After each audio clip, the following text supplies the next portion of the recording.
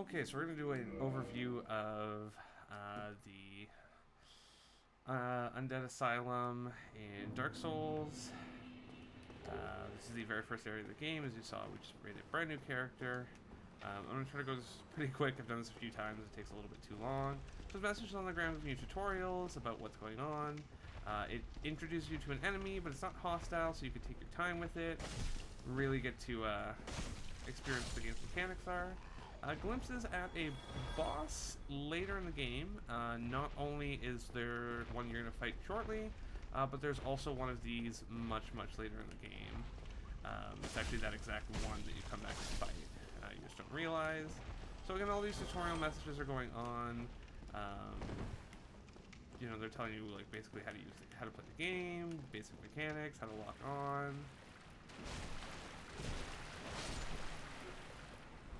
And as a new player, you'd probably be going through, doing the messages, climbing up as necessary. Once you get to the top of the staircase here, you're going to read all the signs. You might explore around, realize that there is a door to the right that you cannot get into yet, and eventually concede that you will have to make your way up these big, giant steps to this door. And what I know as an experienced player is that there is a boss on the other side here, but you don't see it at first. A new player will probably run right in and activate the boss.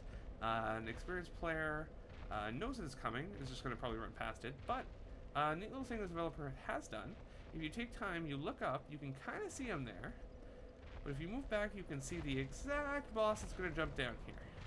And it normally comes down, kills you, you know, you realize something's going on, there's a message right there that says, hey, like you're in danger, like run past. But your goal is to just get through this door. Once you get through the door, it slams down, that's the end. Not very exciting. You get another bonfire here. You can see little death symbols here. This is when someone died. The game does a neat little job of saying like, hey, look, there's ranged enemies. Gives you a little place to put your shield on so that you can avoid it without getting hurt. All the while teaching you how to. It's cute. It's a neat little like ability.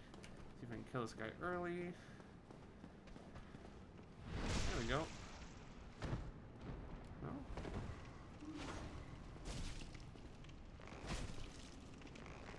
Oh, they finally give him health.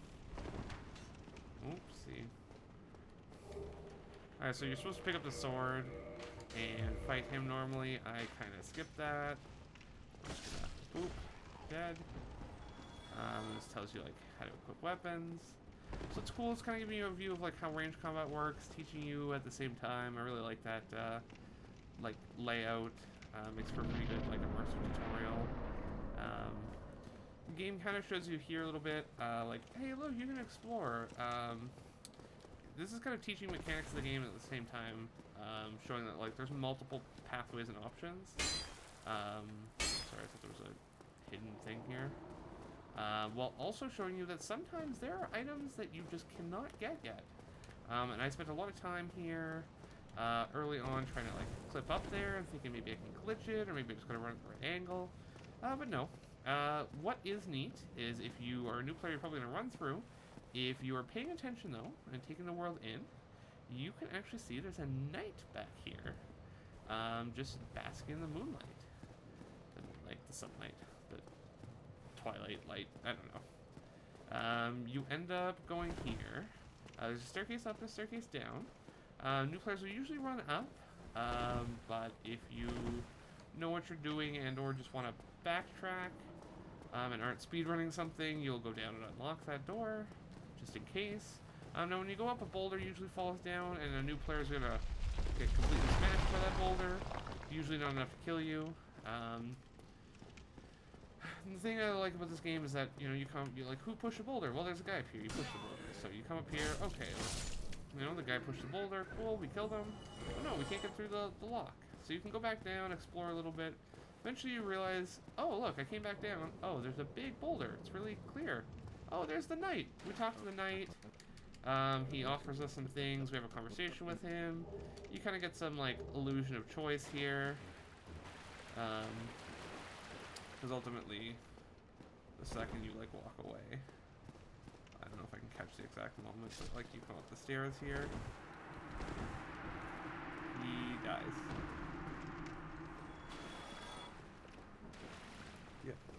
You also could have chosen to kill him yourself. He gives you a new item and tells you how to use items. It's really cool. You head up with the new key you got. Gives you some more tutorials here.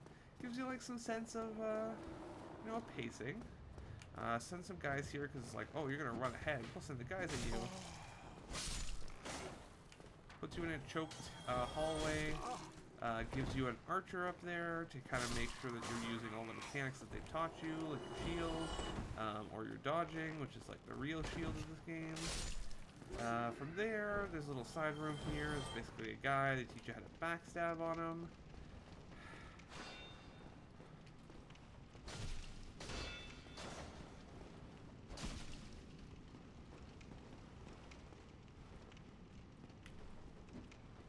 They also can teach you a few other mechanics.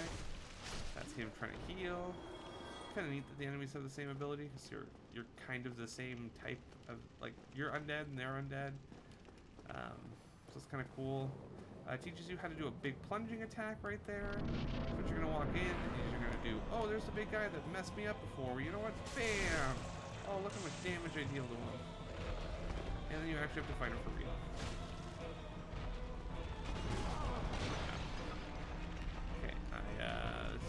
Where I just die, despite the fact I've done this like 3 times in a row. I'm trying to report this. Yep.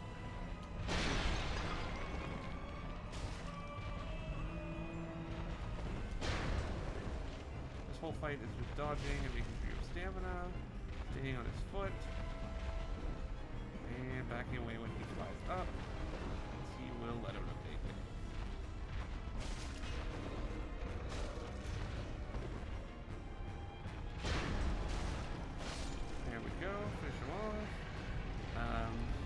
The fun thing is that you have to kill him one way or another, new player or not, and you're gonna have to keep fighting until you do, because this door doesn't unlock until he's dead. So you get an item, you already know how to use items, so maybe you go and do that. Then it just sends you off to the next area. There's a little bit of area you can explore around, but you can fall off the map here. It tells you pretty quick, like, go straight ahead, so you're like, oh, cool. There's some side areas here, and if you want, you'll be like, oh, look, there's messages. And these are actually player left messages. And there's an NPC here that if you leave things for, he will actually give you items, which you probably won't really have anything or know what to give him early on. But the fact that he's there is really neat. That leads us right here to where we exit the area. However, this is an area that you actually come back to, and you basically go in reverse as a dungeon. So it's kind of a neat level in that it is its own level, and it sets up for a greater level that it's hinted at the entire time, that you don't realize until much later in the game, the actual level into it. I think that's as quick as I could have went through that and described everything.